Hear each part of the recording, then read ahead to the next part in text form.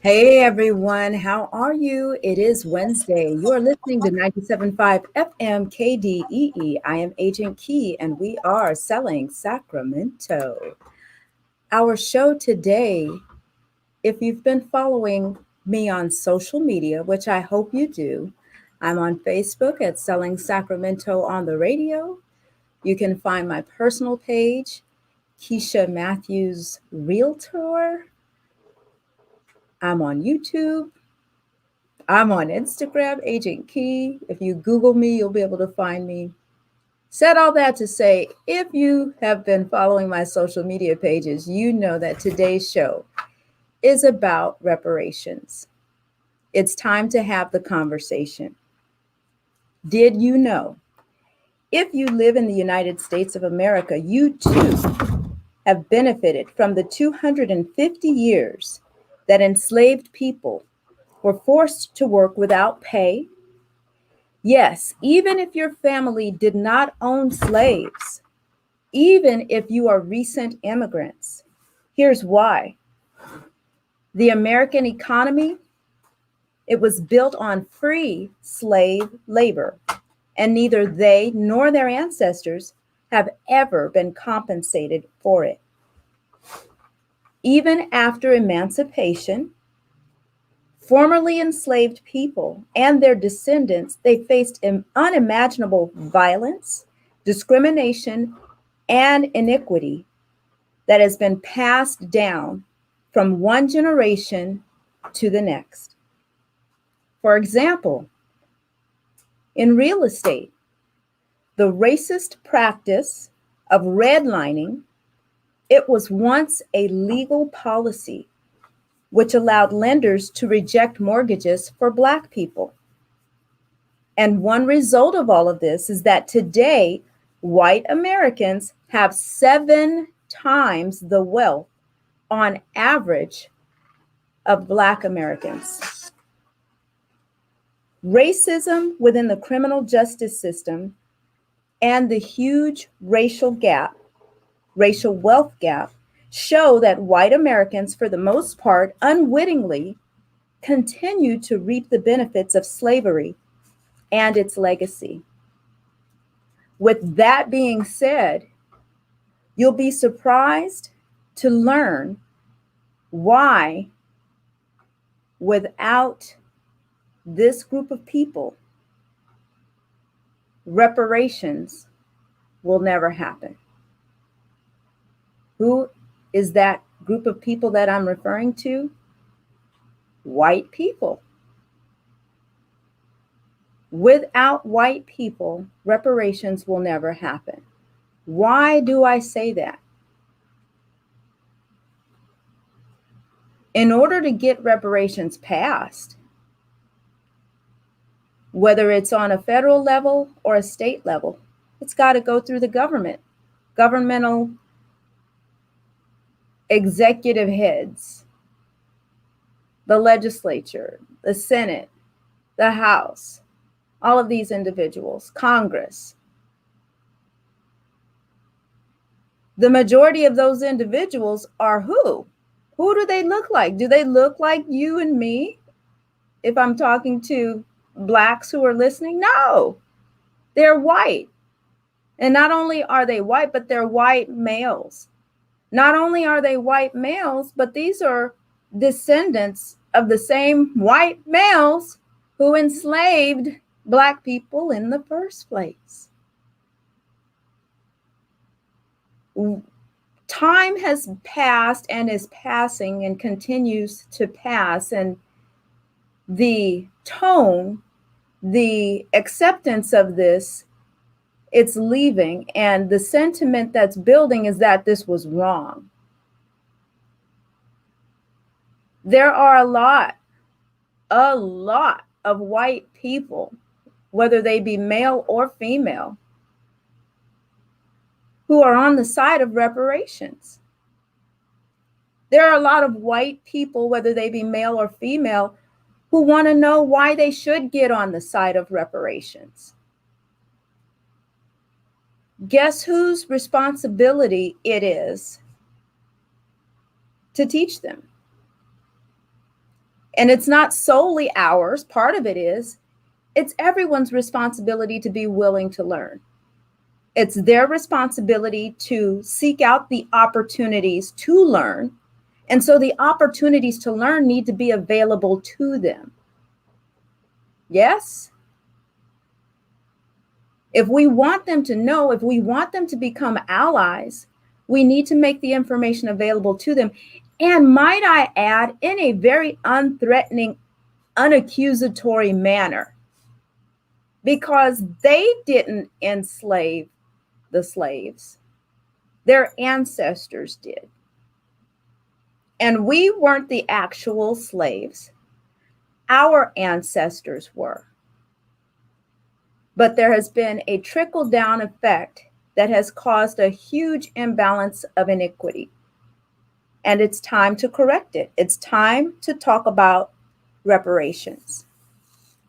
On our show today, we have Mr. Jonathan Burgess of the Burgess Brothers. We have Donna Bernard, and I'm going to introduce you to her at length in a moment. We have Ms. Kim Mims and Mr. Chris Lodgson, and they are both going to give us our update on 3121, AB 3121. And that will be at 1:30. But before we get to that, I want to tell you a little bit about our newest guest on the show today, Miss Donna Bernard. Donna Bernard is a white female. You'll be hearing her voice on this show. You'll be seeing her face if you're watching via social media. And you'll be hearing from her, myself, and Jonathan on a new platform called Clubhouse, if you haven't heard of Clubhouse. One of the rooms that we'll be sharing this information on is called Community Voices. And it will be under the tag of reparations for California AB 3121. Donna Bernard and her sister Jerry founded Donna Bernard Ventures. I'm sorry, Donna Bernard is the founder of Donna Bernard Ventures, but she and her sister Jerry are co-moderators of What's Your Birthday and What Does It Mean? A clubhouse that they started in February, just February of this year. In the first 100 days, they set themselves apart with their unique perspective about family dynamics, personal relationships, and career development, embracing what she calls an ancient system of personality identification. They created a room that's welcoming, non-threatening, and very engaging. Everyone has a birthday, so she says it's an easy discussion opener when Donna asks, "What's your birthday and where are you calling from?" You can hear Donna and Jerry Mondays, Tuesdays, and Thursdays on Clubhouse as co-moderators of their club, What's Your Birthday? Donna's background is 30 years of corporate experience specializing in business development, information software, and technology sales. She has an award-winning, successful sales executive background that began in the 80s, where she worked on Wall Street as an account manager for Wolters. I have no idea how to pronounce this. Donna, you have to jump in here and save me. Wolters Kluwer. Oh, shoot, I've got her. She nodded her head. I've got her on mute, but she said yes. Most notably, she was an account manager at Thomson Reuters for 18 years. And her research with insight and guidance has helped her become instrumental in building Thomson Reuters into the powerhouse that it is today. She was a strategic accountant consultant for Bloomberg's Biggs division, providing trusted resources to senior general counsel of Fortune 500 corporations. Jonathan pulls in the big guns, you guys. The really big guns. Donna Bernard served as director of business development at BDO, ranked 7th largest accounting firm, understanding the role accounting firms play in advising customers. Most recently, Donna served as the director at AI technology companies focused on financial reporting in executive suites. During the pandemic, she was asked to join IDR, New Jersey City University Steering Committee, mentoring students in innovation, technology, and entrepreneurship. Learning the depth of mentorship is the true transfer of knowledge to the next generation to build upon.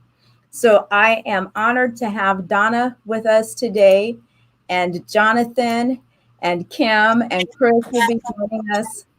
I took Donna off mute to give us a little bit, just to say hi to you all.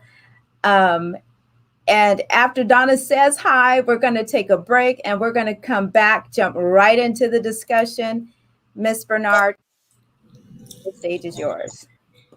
Thank you, Key. I'm honored to be here, and I look forward to this conversation. And I'm calling in also from New Jersey, just to let you know. That's right. It's a 4-hour time difference. And this is the power of the clubhouse, that I met people from all over the world. And I also might add, besides, as being a white woman, I'm also a Jewish white woman. So thank you. I look forward to continuing this conversation. And thank you for sharing the fact that you are a Jewish white woman, because there is also a story behind that we will let you and Jonathan get into. We're going to take a break. And when we come back, we're going to take a deep dive into the fact that it is time to talk about reparations and why they will not happen without white people. You're listening to 97.5 FM KDEE. I'm Agent Key, and we'll be right back. So, Donna, when I speak, there's feedback coming from your end, but when you speak, it's fine. So just keep me muted until you want me to speak. Okay, that's a good idea. Because I'm in a place where it was quiet 10 minutes ago. So next time I'll be in a studio. Oh, that's okay. Yeah. So am I hearing, so are there background noise outside? Oh, okay. So I think I know what's happening. So you've probably got some kind of system that shuts down the noise when you talk. I guess so. When I talk, it's opening up the noise. I guess so. Okay. Well, but I'll make sure that there's no back, Okay. I loved your introduction. I thank you. Oh, my pleasure. You guys make it easy for me when you say, hey, just go to my website, pull this down. Well, the funny story of life in the clubhouse is Jerry and I finished that about 10 minutes before I said it, because we were working on it and we had it different. And I said, but I really wanted to say what we're doing now. So we actually modified it 10 minutes before we met earlier. So I could just say, this makes it easy. Nice. Very good. Yeah, it did. It really does. And I think to keep it online, it makes it easier for you to keep it updated also, so that it's always updated when you're telling people, hey, go to it and grab it. And I built this website on WordPress in February or March. I didn't know how to do it, but we learned from other people on the clubhouse how to do things. And it's all of a sudden it's like, wait a minute, we have to diversify our platform. We want to make sure and it's just like, this is the power that you just can't understand if you're not in it. Right. When we come back from the break, we'll start with that, with how you remember the story you were talking earlier about how you got on Clubhouse and how you jumped in the rooms, and then we'll let Jonathan jump in and talk about how you guys met. And then if we could try to keep all of it within 5 minutes. I'm not sure if we could do that, but just kind of think along that line, because that's going to be a segment, how you met, 5 minutes. And then to give a little background about, was it your grandfather in the concentration camp? No, my grandparents are Jewish. My grandfather walked out of Russia when he was 14 or 15 years old because we're coming back from the break.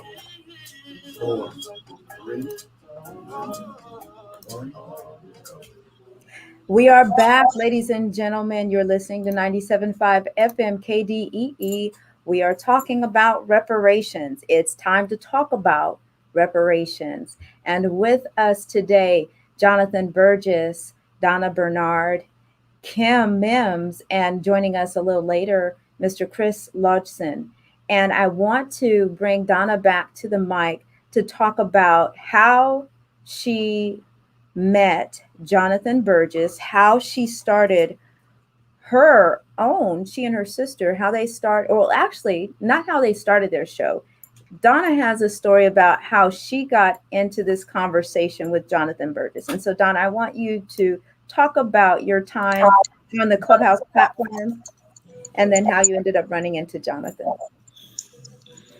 Okay, thank you, Key. So, in February, it was dark for all of us. And February 5th, I joined the Clubhouse audio app. I just heard about it from someone because there was like a lot of news fatigue and winter. And I jumped on this app that I heard about. And I said to my sister, Jerry, we finally have our platform. And what we did was, because it was a conversation we were having for 25 years, and it was a really good way to keep in touch with my sister nightly on this app. And what was interesting was, because I was curious and listening to, you could go into different rooms and listen to different points of view. And it was really a unique time to be able to listen and learn new things from not just the news sources of TV. And it was during the time of the Derek Chauvin trial that was really captivating, because it was really a difficult time. And there was a room that they were 24/7. They were talking about the trial. The people running the room, and they maybe had thousands of people in that room, explaining what the charges were, why there were certain charges. And it was a conversation that I couldn't imagine it ever being in a room and being able to listen to something so deep and so broad and so important, because it was really, you couldn't unsee what we all saw last summer. So, Donna, just to give the listening audience clarity about the room that you were in, this was a room that was being hosted by majority all Black people, right? And you were kind of in a fly on the wall position, listening as a white woman in this all Black chat room, right? Yeah, and there were other white people, but yes, we were the minority. And we listened because it was really important. And I remember pinging friends of mine in to listen to that as well, because it was something that we never would be able to hear or have the opportunity to listen to. Mm-hmm. And listening to, I wish I could remember everyone's name, because it was extraordinary. They had lawyers, they had attorneys, they had community leaders, just so many people really trying to educate about why it was first degree, the different charges that I never would have thought of, and why it was important. And it was really, I was listening to it all the time. And that started that awakening of realizing that there's so many different points of view, that I started going into so many different rooms. And what would happen is, because my sister and I were hosting our room, which was very welcoming, it was non-threatening of what's your birthday? And then people started coming in and saying, I'm having a problem with my child. I'm having problems with my siblings, with my parents. And it was people from the Black community. Everyone was in our room, and we were making a difference in people's lives. And it fueled us to keep coming back.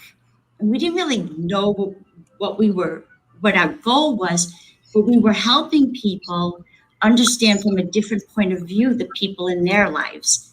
So tell me what happened the day that Jonathan heard you? What was that all about? It was a Sunday, I think it was a Sunday morning, and I was pinged into a room, ask a white girl anything. And by now I'm making friends with with different people all over, you know. It's okay to say black. Say, I'm making friends with black people. If that's what Thank you.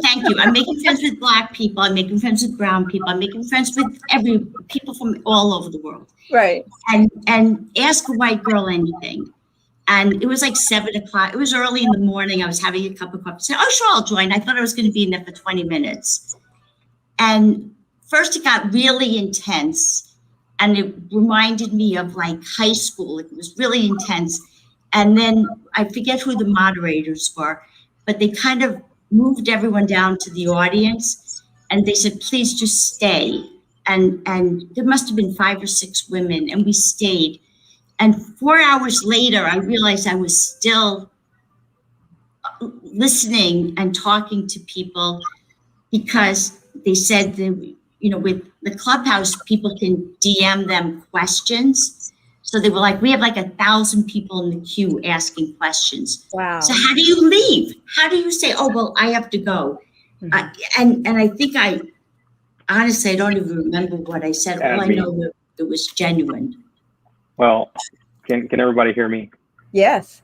I couldn't think of a more perfect time to chime in. And so, to Donna's credit, I hopped in that room, asked a white girl anything on Clubhouse, and she said it lightly, but Donna and the white girls on stage were persecuted.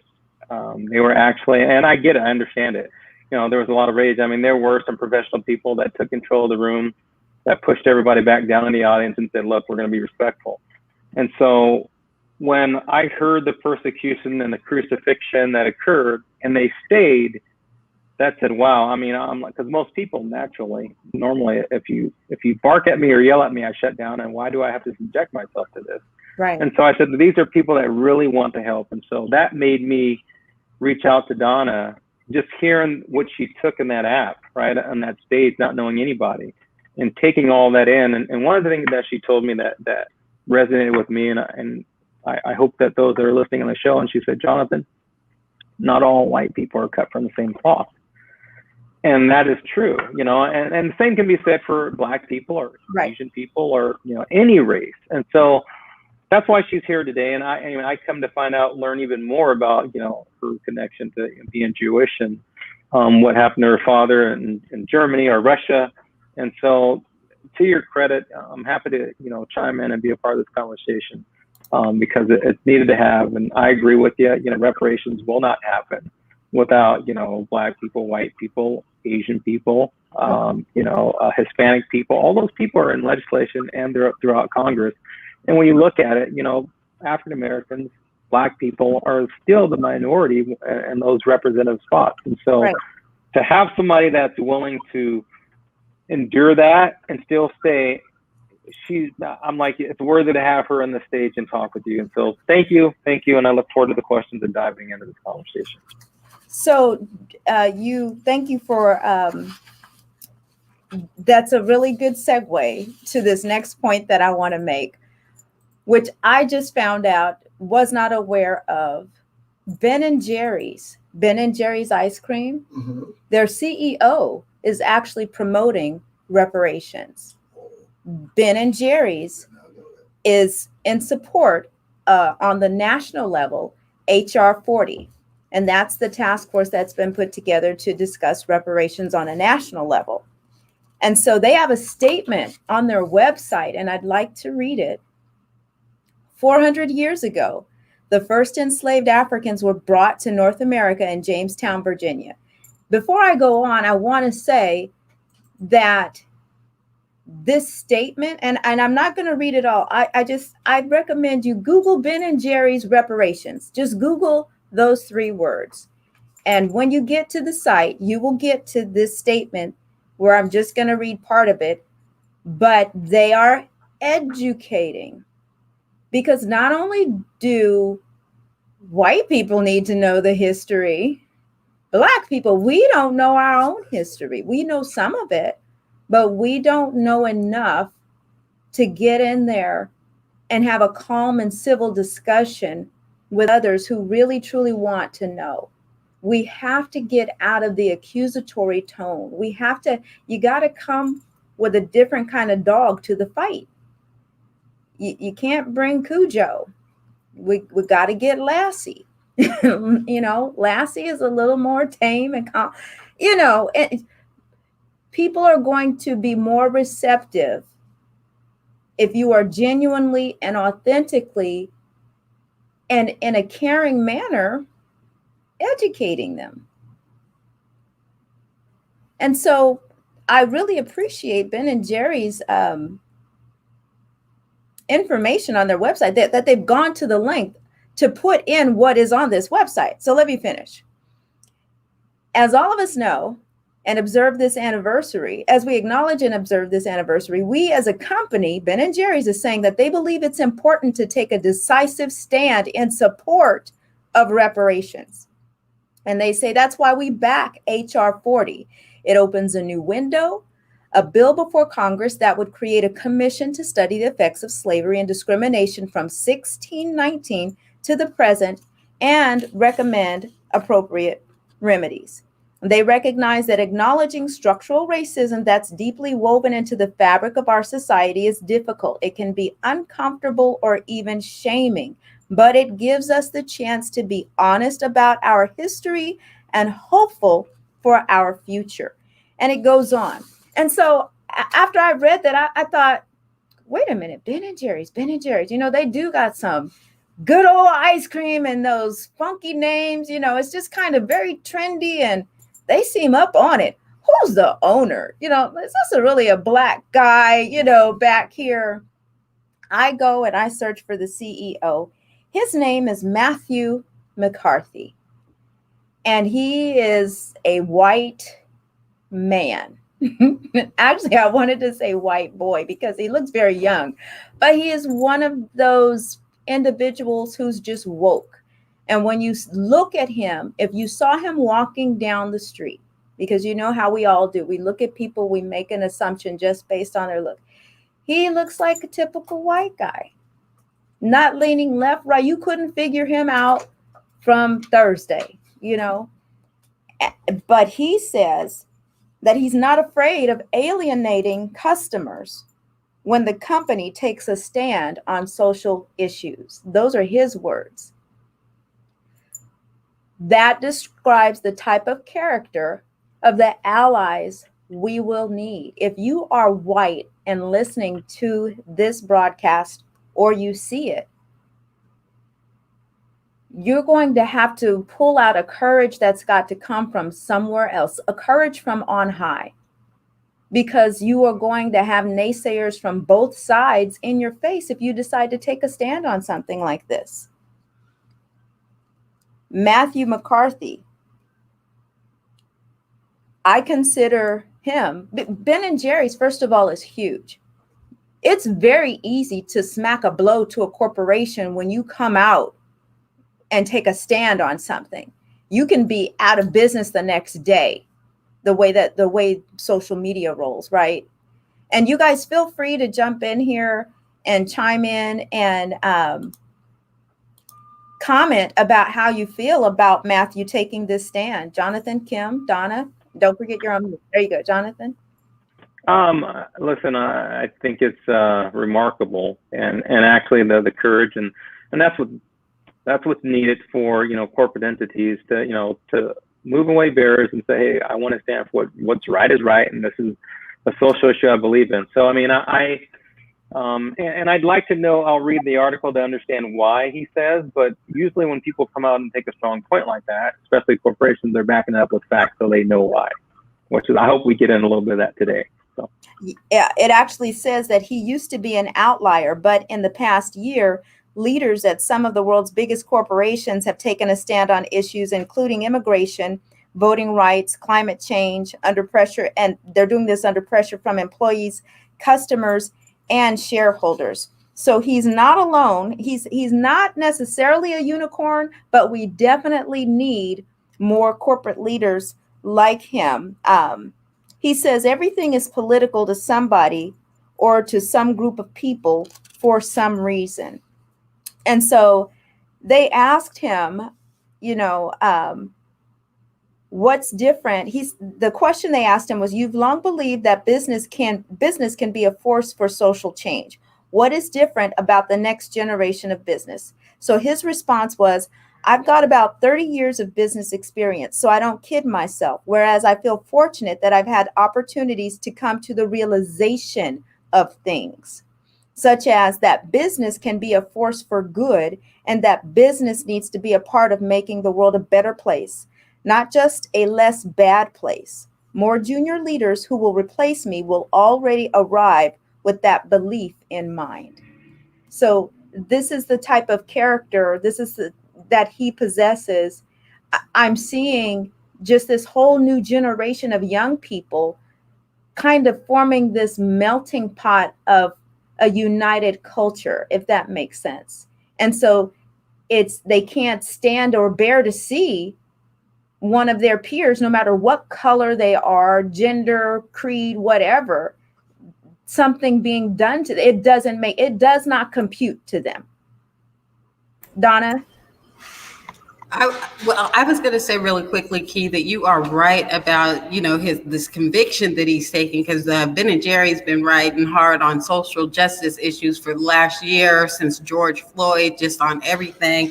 And they have been taking a lot of heat on social media. People are like, I'm done with Ben and Jerry's. I'm not going to buy their ice cream anymore. But then you have the other people who are like, okay, it's Ben and Jerry's all day, every day from now on. So they really are taking a stance, and you don't know where that's going to fall. And with the cancel culture, you don't know where you're going to end up. So I definitely commend them coming out. And like I said, Ben and Jerry's been doing this. So Thank you, Kim. That was Kim Mims, ladies and gentlemen, if you're listening. And but thank you for that. Yeah, I'm in agreement. They're taking a lot of heat for it, but as you're saying, they're also gaining a very nice following as a result of stepping forward. Right. And they put their money where their mouth is, because they have grants out there for social justice, organizations. So yeah, Ben and Jerry's actually sounds pretty good. And they make a very good vegan ice cream. So. And that too. I'm still a fan of Chunky Monkey, but yes. Miss Donna? I was going to say that, when you brought up the point, it's probably for a deeper conversation about the diversity on the board, because, and like you said, so I'm 64, and so my career is 30 years. And, you come to a point in your life where it wasn't so toxic maybe 10 years ago, and the greed has just gotten greedier and greedier. And it's greed unchecked. And I think I had sent John Burgess a thing on a separate article, which I'll share with you at another time, where it's just really greed unchecked and it's unhealthy. And I think people like myself that have been in the corporate world for 30 years, and probably Ben and Jerry, I know them. I know people who know them. They're probably the same age as I am, maybe a little older. I'm not sure. But yeah, we've had enough. And the reason why, and it's a deeper conversation for diversity in the boardroom, is because right now boards are full, and it's a little bit more complicated. They surround themselves with people just like them. And when you surround yourselves with people that don't have a difference of opinion or a different thought, I've been in those rooms and I'm astounded, because I'm the only one that has a different opinion, because they just want people to vote with them on their side. Right. So there is a reason why it's important for diversity in the boardroom to make those decisions and to have a social conscience. But there's further discussion on how that happens. Right. Thank you for that, Donna. And I saw Chris Ludgson is with us, and Chris and Kim are both going to give us an update on AB 3121. Mr. Ludgson, how are you, sir? I am great. Good to see Jonathan, Kim. We got technical difficulties going on. We got double words every time you speak. Let's see. You Chris, you have my you know what we got to do. Call my private line. I'm cold. But stay on so we can see your face. And Kim, why don't you give us some background on AB 3121 while we get Chris on the line? Okay, well, AB 3121, which was the bill to to start the task force, the California task force to study reparations for African Americans. Now it's a law, so we're kind of changing our messaging just to call it the California Reparations Task Force because AB 3121, it's kind of evolved from its cocoon stage into a butterfly. And this last meeting that we had last Friday was largely on the outreach and engagement efforts that are going to take place in order to get the word out to these different communities and allies that you mentioned. It's going to take, making everybody aware and getting everybody educated. So they are taking those steps. There should be some listening sessions that the community will be able to get involved in. But right now it's still such in the early stages because we only had the second meeting so far. There should be a total of 10 altogether over a 2-year span. And as you can imagine, that's not very many meetings. So they need to do things outside of those meetings to help get the information out. So what you're doing on this radio station, it's great. And we're just looking for more community engagement opportunities out there. And they want to hear from the community. I know that Jonathan Burgess called in to this last task force. They're taking testimony from regular communities just like us, want to hear our stories. You guys are talking about Clubhouse. I get in some of those rooms too about Ask White People Anything. And, people tell these compelling stories and give this testimony. And it's like, you should be testifying to the California Reparations Task Force. So I know I need to do better at doing my due diligence and getting up on that stage and just sharing the information when we're in these rooms, because like you said, there's a wide audience of people, hundreds of people, thousands of people come to these rooms. So it's a great opportunity to share information with diverse groups from all over, like you said, worldwide. Thank you, Kim. Thank you for that. You are such a great representative of the committee and the organization.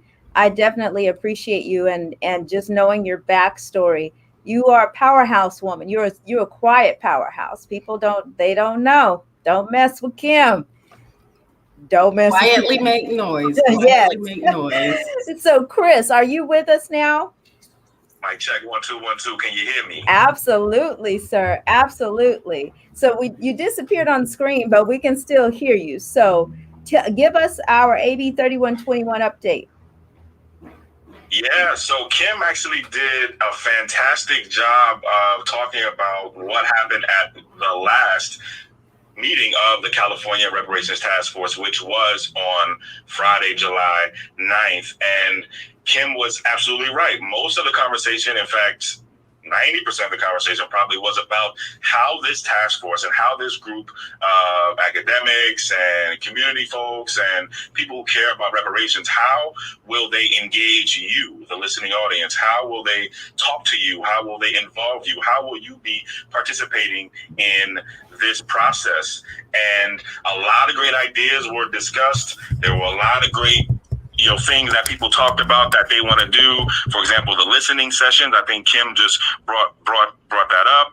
There were all kinds of other ideas. And actually right now, anyone that's listening, anyone that's watching can email the California Reparations Task Force their own comments and their own stories. Right now, there's an official California Reparations Task Force website. I'm sure somebody will get the link for you all who are listening, and there's a specific email set up right now for you to email your comments and email your thoughts. However, we expect, based on what we heard on Friday, that the ways in which you and I can communicate with this task force to be expanding and growing and getting better over time. So not just an email, right? But, calls and, public comment and listening sessions, right? The idea behind all of this is this. In order for us to get to the right types of reparations proposals, the appropriate reparations proposals, the ones that are actually going to do the job that Black folks need done, there is going to have to be involvement with our community, and very early, right? And I'm really, really proud of folks like Kim and Yuki and Jonathan and Donna and everyone else who has been super engaged in this process so early, because this is what's going to make us successful at the end. So large majority of Friday's meeting was about community engagement, and a lot of great ideas were discussed, and a lot of the ideas that folks in this community said that they wanted to see, a lot of those ideas were discussed. So at least so far, this task force is listening and responding to the community. So you mentioned a link or a website. Can you get that for us, either you or Kim, and then I will run it across the board while we're online, and then we can talk about it on the air. Absolutely. And Kim, if you could, because I'm on my phone, it's gonna be covered for me. But it's the official link to the official California website. California Reparations Task Force website. Excuse me. And there is a ton of information on there. You can actually view the first and second California Reparations Task Force meeting in full, because they're very long. So take it a piece at a time. But you can view that from the website. And to be honest with you, I want to give a shout out to Kim and to Umoya and to the ETM Media fam who live streamed the entire California Reparations Task Force meeting back last Friday and back in June too. And we do that as a public service. We do that to increase engagement. And so, yeah, that's where you can find all of the recorded meetings of the task force. And make sure you're at the next task force meeting. We don't know when the next one's coming yet, but make sure you're at the next one. Okay, and I think Kim just pulled that up for us. Kim, she was busy working while you were talking. Kim, you want to share that information with us? Okay, so this is the website that I just put in. It's oag.cA.gov/AB3121/meetings, and that will get you to the official task force page. And like Chris said, they post their agendas up there. They post the videos of the prior meetings up there, and you can also communicate with the task force through email. Did you say OAG? Yes, oag.ca.gov/AB3121/meetings. Okay, so that's pretty straightforward. So I will put that in the post, and I'll try to get this in here. But I also want to ask the question, why, Chris and Kim, is it important? You mentioned it's good that we're all a part of this early on. What does early on mean, and what are we looking at down the road? How much time? Yeah, great question. So early on means from the actual beginning for us. So that means before the decisions are made about how many meetings there are going to be, where the meetings are going to be, how the meetings are going to be held, all the questions about process and all the questions that seem kind of technical but are actually really, really important. That's what we mean by early on. And we've been involved, and I want to give a shout out again to regular folks here in Sacramento and all across the country. We are involved right now in the beginning early on process. Why that's important? Because let's be clear with the audience. What this task force has to do is three things generally. It has to put all the evidence of slavery and Jim Crow and California's role together. It has to figure out a way to educate the California public about what it finds out. And it has to develop actual reparations proposals and remedies, meaning what is the actual solutions? What are the reparations solutions? The reparations solution is the part that people want to go to right now, right? Understandably, that stuff, all that good stuff, that stuff is going to have to become law one day. So our job over the next as much as 2 years, we don't know that it's going to be a full 2 years. We think the task force can actually do its work in less than 2 years responsibly. But all this work for the next possibly 2 years is going to be to produce the reparations, proposals, remedies, solutions. those solutions are going to have to become law. So in order for those to become law, we're going to need, obviously, public support. And the best way to build public support is to involve the public in early on, right? Right. Early on. So that's why that's important. Right. And so to that point, Chris, it's important that you clarify that that's what this is for, because oftentimes the public gets brought in on things that are decided for the city or the state or the government. At the end, only in how do you say it? The decisions really have already been made. They're just bringing you in just to make it look like pomp and circumstance, make you feel like you were part of the discussion, when really they just want, they want to parade you to make it look like, okay, we gave the peasants an opportunity to give their feedback. But this participation early on is for real. It is. And oh, sorry. No. I was just going to say the input and the contribution, because this is not, it has not been created. It does not exist anywhere. There is no template in place. And so the people that we're waiting to hear from are the ones that are creating this template, right? Whether or not it's going to work for us. So you have people saying, even Black people, reparations ain't gonna happen. They're not gonna get, well, with an attitude like that, they're not. I'm glad you're not on the committee,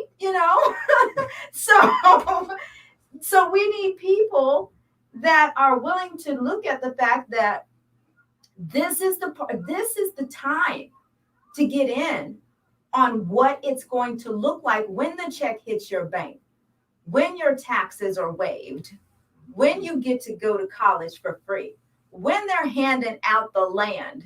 This is the time to put in how that happens. That's what you're saying. Yes? Agent Key, I'm just going to say handing back the land, not handing out. Oh, yes. My land was taken. So no hand. Look, that was taken will be given back. Not handed. No. Listen, let me make one correction. One thing, and I'm going to speak for everybody of color. Chris, Nobody. Jonathan is talking about the land. Hold on 1 second. Okay, can you hear me now? Yeah. I was just making the correction, saying, let's get around not giving land back. That was taken will be given back. And I'm gonna speak for every person of color on this call and beyond. Nobody's ever asked for anything for nothing. I don't want anything for nothing. Everybody on this call don't want anything for nothing. I think you said best yourself, Agent Key. A debt is old, and so we'll dive in on some of these conversations. So our next, what we talk about is what that is and why. But I just wanted to make that correction and let you know that when we make statements, we're being watched. And so I wanted to make that correction and say, no, it's not a land handout. It's a land hand back for that was taken. That's right. And to Jonathan's point, if you don't know, and this is why I say it's important for us to know our own history. There have been several times throughout U.S. history when we owned land, and a lot of it, we're not talking about a couple of acres, literally hundreds of acres. I know hand over hand of Black families who have hundreds of acres in their family right now, or who have hundreds of acres that were taken away. And so when Jonathan says give the land back, that is correct. That is the correct thing to say. Chris, you were adding to that. Yes, I want to touch, Jonathan's absolutely right. And I want to touch on the point that you made about, and just to stay on the community engagement part, because it's important. You said, Key, that what we usually get is, hey, we already made a decision, but we want to act like we're gonna do community engagement so that you don't yell at us, basically. Okay? So this is about power. Okay, we're not, as a people, I think, used to power because we don't have it very much, and not sure if we've ever really had it in a significant way. So the fact that we are engaged right now, early in the process, and are helping to make the decisions early on, as we said, that is a reflection of hopefully a change in power, meaning Black folks starting to get used to or starting to practice what it's like to be in power, okay? And to practice what it's like to be leading our own conversation, right? Mm-hmm. This is something kind of new for us. So you're absolutely right to point to that fact. And this should be very, very different than what we normally get from, what we, normally do, because as you said, Key, also, there's never been nothing like this. And I want to impress, this upon the audience. We've never done this before. Not just California has never done this before. America has never done this before. So you're right. There's no template. There's no blueprint. We're writing our own story right now. I love it. We are writing our own story. We are trailblazing. We got to take a break. When we come back, we're going to have just a few minutes left because we went over. I need to talk to management about getting a 2-hour show. Y'all say a prayer for your sister. You're listening to 97.5 FM KDEE. I'm Agent Key, and we'll be right back. Thank you guys so much. And we went over before the break we were supposed to take was 5 minutes ago, no. 10 minutes ago, 10 minutes ago. Yeah. But I can't stop you while you're in the middle of, we just have to, and I've already been told that I don't get in trouble. My sound engineer gets in trouble. So I wanted to add a point if you think it's appropriate, because in the corporate world, if you don't seize this moment, it's the 2-year. It becomes kick the can down the road till the problem goes away, and it is a term, kick the can down the road. So you don't want. What I'm using for this moment, Donna, is open window.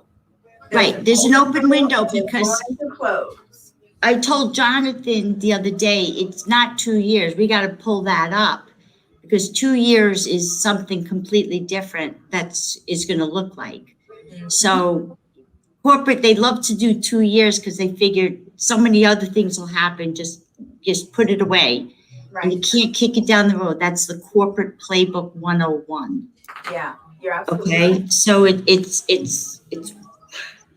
it's 101. Give them something to do, and then we'll find somebody that at the end of the day says no. So this is a very important. Well, you're laughing, Chris, because you know what I'm talking about, and this is a really unique moment, and I haven't looked into it. And you can tell me if I need to stop. Pepsi did really well. They just announced their earnings, and we see when a corporation like Coca-Cola, you see everybody votes with their dollars, but I know where the money is, and that'll be a separate conversation. So we're going to have a part 2, or we just have you all come back when we do the AB 3121 update. We just all come back and just continue to educate from the Clubhouse perspective and AB 3121 task force. And Donna, everything that you said, I want you to try to say that again when we come back on the air. We got to talk about this. There's just a very limited time, and this is a very unique opportunity. I could say kick the can down the road, but I could also say follow me on the Clubhouse, and we can continue the conversation. Well, we're definitely going to say that because I do have a corporate room that I never started because it still gives me anxiety from my corporate life. Mm-hmm. Oh, maybe I will say that. Because this is biblical for such a time as this. This is where we're at, and it's showtime. And God has equipped certain of us. Okay, my engineer is getting anxious and antsy. He thinks I can't hear the music. Well, I know when you get a conversation, you can do it. I know. 3, 2, 1. Well, I don't even think Jonathan is about the flats. 97.5 FM KDEE. I am Agent Key, and you're tuned in to today's show as we are having the discussion about reparations. It's time to talk about it. It's been time to talk about it, but it is really time to talk about it because before we went on break, we were discussing this is a very unique opportunity. While we were on break, Donna, you were saying. It's really important from the corporate world, when you have 2 years, that's like corporate playbook 101 of kick the can down the road, and in 2 years it'll be something different. Now, I started a room, but I still have corporate anxiety, but it's called The Flats, for finance, legal, accounting, tax, technology studio, because that's the underlying finance that supports corporations, government, academia. And it's based on a lot of old technology. So I welcome everyone to follow me on the Clubhouse. And I didn't start the room yet because What's Your Birthday is much more simple and less anxiety than saying this is how we're going to rebuild. So better. if they do follow you on Clubhouse and you want to have that discussion with Donna, message her, Donna Bernard, Bernard. Follow her on Clubhouse and message her. Say, hey, Donna, how about that flat room? Open that FLAT. So let's talk about that. FLAT. And also, but I got to stop you because we gotta wrap it up in about 60 seconds. But I also want to say and remind everyone, Jonathan, can you give us the information about the discussion that will be taking place next Sunday? Yeah, next Sunday, if you're on the Clubhouse app, June 18th, 2:00 p.m. Pacific Standard Time. Yourself, Agent Key, and Donna, and myself, and we invite everybody else to join that room. We'll be talking. It's called California Reparations Task Force, Community Voices. We want to hear from the community. So this is an outreach opportunity, and I want opposition to come because I want to hear why, and I want that diverse room. And it will be a respectful meeting so that we can hear voices. And hopefully we'll all go with some education, but look for a series of these. It's not just one. We talk about a 2-year process, which is too long, but expect at least 24 of these rooms for conversations to be had and maybe more. And I'm going to try and keep it to 1 hour. It may go a little bit over because this is a conversation and there's a lot of education that needs to go on because there's a lot of history that people just don't know. Jonathan, thank you. Jonathan Burgess, Donna Bernard, Chris Lodgson, we love you. And Kim, thank you, Kim Mims, ETM Media Group. And you've been listening to 97.5 FM KDEE. Reparations, it's time to talk about it. And if you are doing what you were created to do, I will see you at the top. Thank you, guys. Thank you all so much. Hey, thank you, everybody, for tuning in. I saw people jumping in and tuning in and commenting and then jumping off. And I think that, let me see. We got, hey, Larry. See you, sir. Thank you for tuning in. Mike, always lovely to see you, sir. Hi, Miss Shirley, hello. Chris and Kim, you guys are so awesome. We really thank you for all that you do. And, Chris, I don't know how you do what you do. What I wanted to say that I didn't get to say on air was that God has equipped all of us in certain areas to do certain tasks and to carry them out. And so, it's when I said it's showtime, I think that's when that came in my spirit, because you are fully equipped to do what it is that you need to do. I don't know if any of you have any anxiety at all about what you've been called to do. I do. I lately have. Yeah, Donna too. And Donna, I have you on mute. Sorry. There you go. I do have anxiety. I wonder if I'm going to need security, but yes, I am. I do have anxiety. You got angels all around. You got security from on high, honey.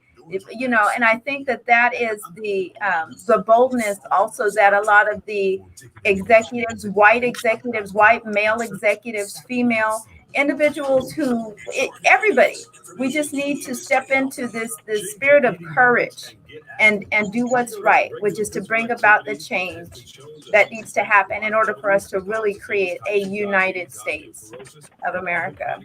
Chris, did you want to leave us with something? Oh, there you go. Yeah, I want to just say thank you for those kind words, and I really do take them seriously. And I'm just a regular guy, so I feel like I feel very lucky to be a part of this work. Just being completely honest, like really, really lucky. I wake up every day and just sort of tell myself how lucky I am. So, and I want to thank you for, the work that you're doing, because it is just as important as the work that anybody else is doing, right? And the same goes for you, Jonathan. The same goes for you, Donna, too, right? Every one of us, I think, is doing something special here that we don't know yet. And I told the teams this. I've been telling them this for the past year or so, but like we already all made history. You know, it's just now what's it gonna say? You know. Yeah. We're gonna keep running on so that we can see what the end is gonna be. Right. And the last thing I'll say on this community engagement is, yeah, we need to hear from the community, not just for California, but nationwide, worldwide. I mean, these people, I tell my family, you know, you need to call my family down south in Louisiana, Mississippi. You need to be engaging with this task force, telling them this is what we need down south too. This is what we need here, there, and everywhere. Right. Yeah. Because we're setting the blueprint. So we got to do it right. That's exciting. You guys, I'm going to let you all go on about your day. It's 2:00. All right, thanks. Get back at it. Thanks, Thank everybody. you. Okay, Bye-bye. bye everyone.